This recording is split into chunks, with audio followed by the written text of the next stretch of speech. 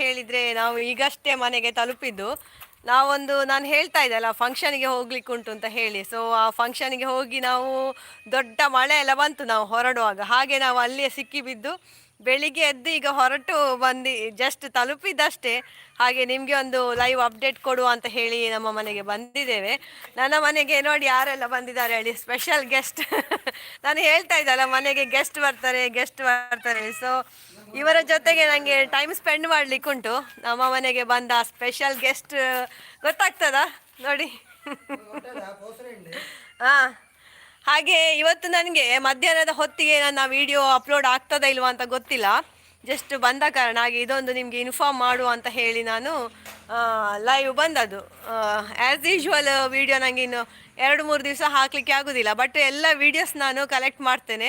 ನಮ್ಮ ಅಕ್ಕ ತಂಗಿಯರ ಎಂಜಾಯ್ಮೆಂಟ್ ಇರ್ಬೋದು, ಎಂತ ಇದ್ರೆ ಸಹ. ಮತ್ತು ನಿನ್ನೆದು ಫ್ಯಾಮಿಲಿ ಗ್ಯಾದರಿಂಗ್ ಅದೆಲ್ಲ ಒಟ್ಟಿಗೆ ಮಾಡಿ ನಿಮಗೆ ಒಂದು ಒಳ್ಳೆ ಕಂಟೆಂಟ್ ಮಾಡಿ ಕೊಡುವ ಅಂತ ಇದ್ದೇನೆ. ಸೊ ಇವತ್ತಿನ ನಮ್ಮ ಬಂಟಿಗೆ ಉಂಟಲ್ಲ, ಕಂಟ್ರೋಲ್ ಮಾಡಲಿಕ್ಕೆ ಆಗಲಿಲ್ಲ. ನಾವು ನಿನ್ನೆ ಹೊರಟು ನಮಗೆ ತುಂಬ ಪ್ರಾಬ್ಲಮ್ ಆಯಿತು. ನಮ್ಮ ಗಾಡಿದು AC ಹಾಳಾಗಿ ನಮಗೆ ಅದೆಂಥ ಫೋಗು ಇದೆ ಎಂಥದ ಪ್ರಾಬ್ಲಮ್ ಆಗಿ ಹೊರಗೆ ಫುಲ್ ಇದು ನಮಗೆ ಕಾಣಲೇ ಇಲ್ಲ ಅಂತ. ನಾವು ಸ್ವಲ್ಪ ಅವರ ಮನೆಯಿಂದ 1 ಕಿಲೋಮೀಟ್ರ್ ಹೊರಗೆ ಬಂದು ಪುನಃ ನಾವು ಮನೆಗೆ ಹೋದದ್ದು. ಮತ್ತೆ ರಾತ್ರಿ ಅಲ್ಲಿಯೇ ನಿಂತು ಇವತ್ತು ಬೆಳಿಗ್ಗೆ ಹಲ್ಲು ಕೂಡ ಉಜ್ಜದೆ ನಮ್ಮ ಮನೆಗೆ ಬಂದಿದ್ದೇವೆ. ಹಾಗೆ ಸೊ ಇವತ್ತಿನ ವಿಡಿಯೋ ಎಷ್ಟು ಮಾಡಲಿಕ್ಕೆ ಆಗ್ತದೆ ಅಂತ ಗೊತ್ತಿಲ್ಲ. ಹಾಗೆ ನಿಮ್ಗೊಂದು ಇನ್ಫಾರ್ಮ್ ಮಾಡುವ.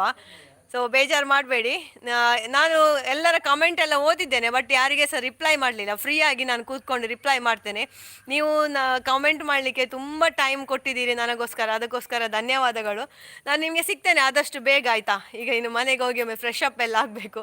ನಮ್ಮ ಹಸುಗಳೆಲ್ಲ ಎದ್ದು ನಿಂತಿದ್ದಾರೆ. ಬಂಟಿಯನ್ನು ಮಗ ಕರ್ಕೊಂಡೋಗಿದ್ದಾನೆ. ಬೆಕ್ಕುಗಳಿಗೆಲ್ಲ ಬೇಕಾದಷ್ಟು ಊಟ ಎಲ್ಲ ಹಾಕಿ ಹೋಗಿದ್ದೇನೆ. ಎಲ್ಲರೂ ಸಹ ಇದ್ದಾರೆ ಇಲ್ಲೇ, ಈಗ ನನ್ನ ಹತ್ರ ಬಂದಿದ್ದಾರೆ ಎಲ್ಲರೂ ಸಹ. ಸೊ ನಿಮಗೆ ಆದಷ್ಟು ಬೇಗ ಸಿಗ್ತೇನೆ. ಈ ವಿಡಿಯೋ ಇಲ್ಲಿಗೆ ಕ್ಲೋಸ್ ಮಾಡ್ತಾ ಇದ್ದೇನೆ. Thank you for all your love and care. ಇದೆಂತ ಗೊತ್ತಲ್ಲ, ನನಗೆ ಲೈವ್ ಬಂದರೆ ಆಫ್ ಮಾಡೋದು ಹೇಗೆ ಅಂತ ಗೊತ್ತಾಗೋದಿಲ್ಲ.